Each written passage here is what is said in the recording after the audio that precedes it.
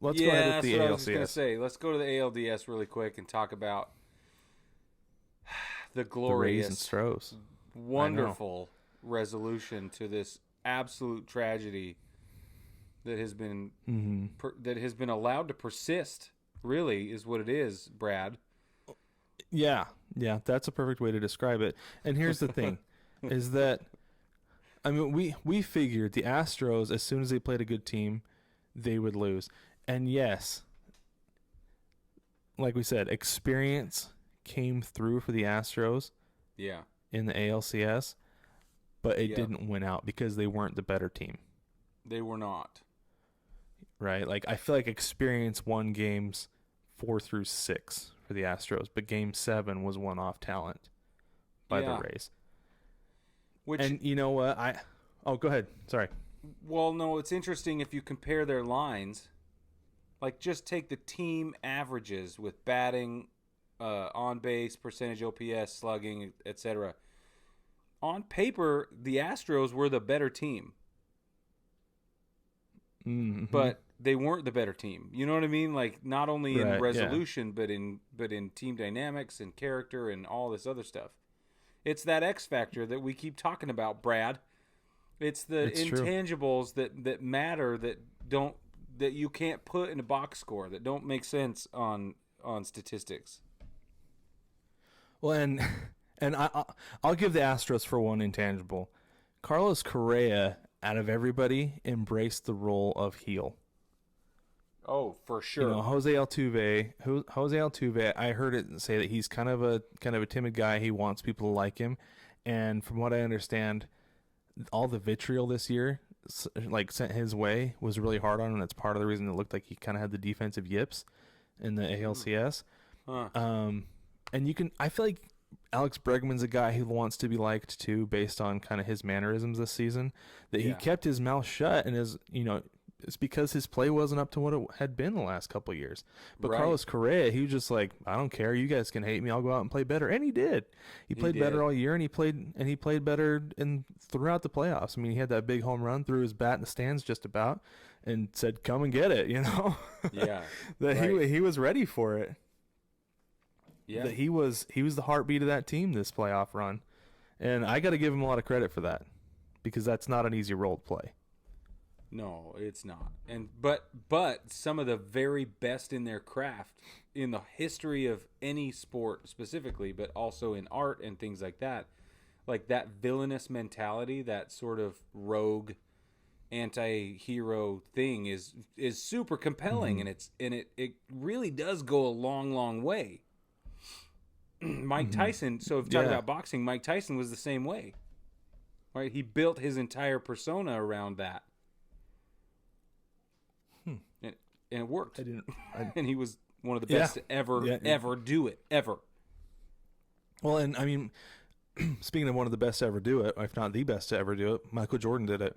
That he would make up reasons to like hate somebody. That's right. I mean, his Hall of Fame speech, even, he brought the guy who was the kid who got put on the varsity team over him Yeah. in high school, just so he could be like, look at me now, Shove it in his face. that like, Yeah. yeah, that he didn't carry a chip on his shoulder. He carried a boulder. It was all the time, and that he used that as motivation. That he was the greatest in the world at the time. That obviously nobody could stop him, but he still found the tiny little things to motivate him. And yeah, that's what the greats do. And I guess, I mean, give credit to Carlos Correa because he did it. He sure did Yeah. it, and he performed. And we're not sitting here. So I'm certainly not asserting that Carlos Correa is one of the greatest of all time. No. But no, absolutely this is not. the intangible. This is just evidence Mm-hmm. of what it takes. And it's too bad that it takes that. Let's be honest. Since this is a Yeah. family-friendly show, I will just go ahead and tell you that I think it's too bad that that's what it requires to be the best, but it also is reality. So for all the kids listening out there, we hope you're not looking to be the villain in the scenario because that's not worth it, but Find your you're motivation. going to see that in your life. Yeah. Yeah. Yeah. But no, find your motivation, and that was his. That was his this year to Yeah. step up his game and come back better. let's talk about the Rays for a minute. Like, Oh yeah. who are these guys? Oh, yeah. I couldn't even say Randy Arozarena last week because I was like, who's this rookie? And now he's the ALCS MVP. And, you know, every time he came up, like, yeah, here he is. Here's the guy who's going to hit a home run because he always does. No, But, he's so exciting. he is. He is. I love rookies who come up with the energy and they come up energized. That's part of the reason I'm such a big Kyle Lewis fan, because he came up and he energized the clubhouse, energized the dugout, and did a lot for that team. Rookie of the year, by the way. But Arozarena, like, he led that team through the ALCS and he earned that MVP award, and it was amazing. Absolutely amazing. So it is amazing, and let's just do a quick recap. Game 1, Tampa Bay beat the Astros 2-1. Game 2, Tampa Bay won 4-2. Game 3, Tampa Bay won 5-2. Then the wheels come off because Game 4, Game 5, and Game 6 were all taken by Houston in a 4-3, 4-3, 7-4 respectively. And then Game 7, the rubber game, it came down to it. Tampa Bay won 4-2. And my goodness. Yeah. Look at those lines, though, and the pitching in that series. That's what I was going to say. Absolutely unreal. And granted, the Rays are not a good offensive team. They rely heavily on that pitching. But, man, like, that Rays pitching is unreal. To slow down that Astros offense that kind of knocked around the A's, knocked around the Twins, who aren't great when it comes to pitching, but knocked them around. I mean, they held them to 3, 8, 11. Oh, wait, sorry. I'm looking at the wrong line there. 3, 5. Please hold. What are you They scored looking for? 7. I was trying to look for. I was trying to do some quick math, but I don't add well under pressure. So I mean, the fact that they only scored 7 runs at the most, and then they were held to 1, 2, 2, 3. Oh, it was 1, 2, 2, 4, 4, and 2 in every other game. That's pretty good. Typically, you're going to win every one of those games in today's baseball. Right, with the run differential. You're talking about run differential. Well, I'm just talking about the number of runs that the Astros scored in all those games. I mean, Game 6 they scored 7. That was the outlier, but they didn't score more than 4 in any of the other games. And typically, if that's the case in today's baseball, you're going to win all 6 of those games. If you can hold your opponent to 4. Yeah. Yeah. Yeah, it's not uncommon. It's not uncommon. No, it's not. You average 5 runs a game, you know. You know, exactly right.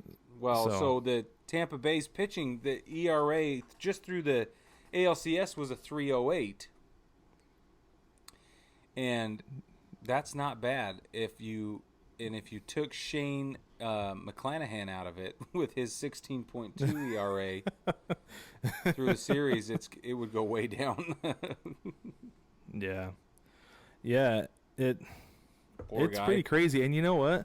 I said it last year. I said this last year when the Rays had one of the top pitching staffs, if not the top. I think the top pitching staff partway through the season and then in the 2019 season. Yeah. I gave a lot of that credit to Mike Zunino because that guy is a fantastic catcher. He works well with pitchers. Yep. He knows how to work with pitchers. Not great offensively, even though he was like strangely very good in the ALCS. But his value comes to managing pitching staffs, managing innings. Like he's a quarterback behind the plate. Truly, he's very, very good back there.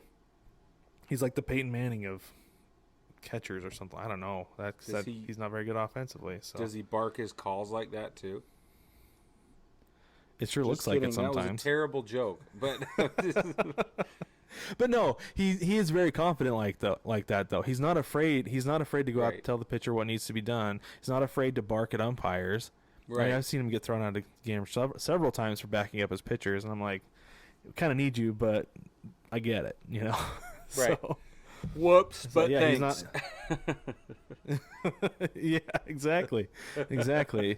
But no, I feel like he's got a lot to do with that. I mean, I know you've got guys like Blake Snell and Tyler Glasnow who are incredible but I think he's done a lot with the rest of that pitching staff to help those guys improve.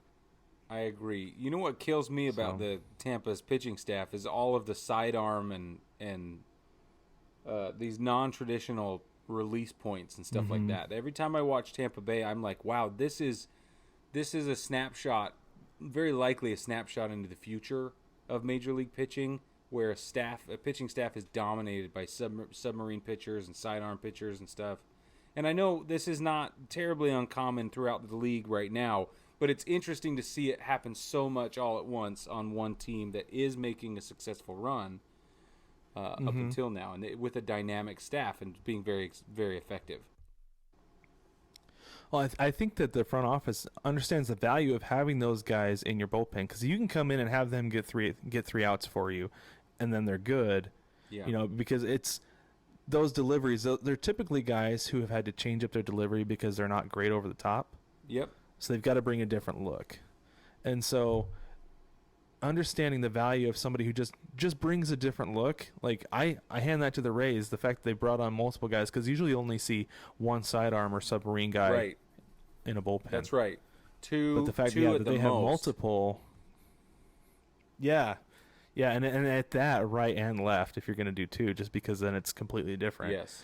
But no, I hand it to the Rays front office for understanding the value of that and for bringing it in, because if you can, like I said, get one guy to come in, throw one inning, get another guy to come in, throw one inning. I mean, there's two. You bring in your closer, that's 7, 8, 9 innings right there. Yeah, exactly.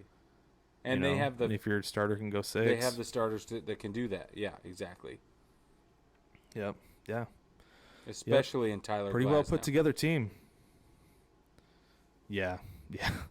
Like, just saying. I love watching that guy pitch. I do too. He's great. He's awesome. I like him a lot. Yeah.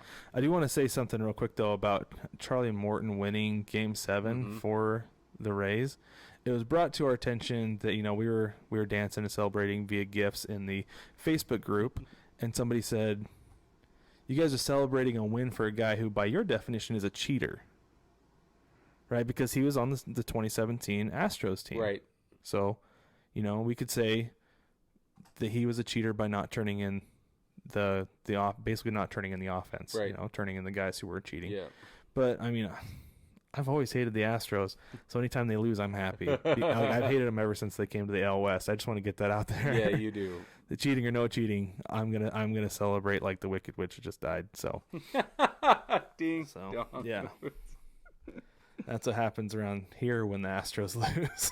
That's really funny, but but that's the kind of context that is important, and it's easy to lose sight of it. I mean, this is just another example of how baseball is. We always talk about how baseball is obsessed with its own history, but that is selective. I mean, we really are a very casual group when it comes to what we do and don't like about the doctrine. It's like, well, that doesn't work for me this week. Well, it's easy to forget the greenies of the 60s and 70s, exactly. and then condemn the steroids, and then condemn the cheater, so. It's exactly definitely right. Selective based on who you are, who you cheer for, and what you want to remember. Yeah. But that's why. What history book isn't, let's be real. Yeah. Well said.